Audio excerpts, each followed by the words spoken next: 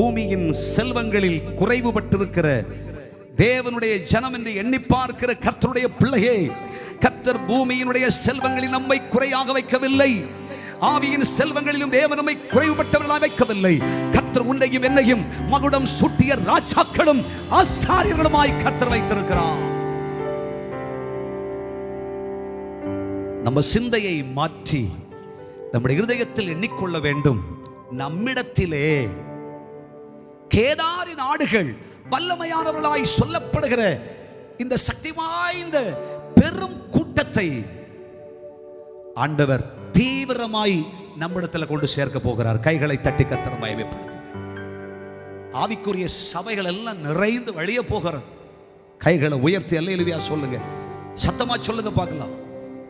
வரமாட்டேன், ஆவிக்குரிய சபையிலேயே கால் வைக்க மாட்டேன் அப்படின்னு சொன்ன பெரிய ஜாம்பவான்களை எல்லாம் கர்த்தர் கொண்டு வர போறாருங்க. கையை தட்டி ஆமென்.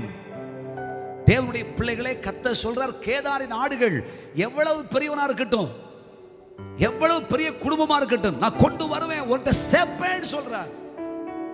வருவார்கள்.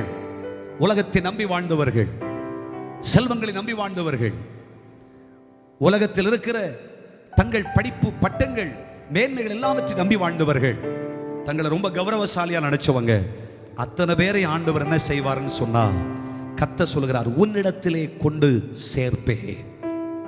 ஆமென்.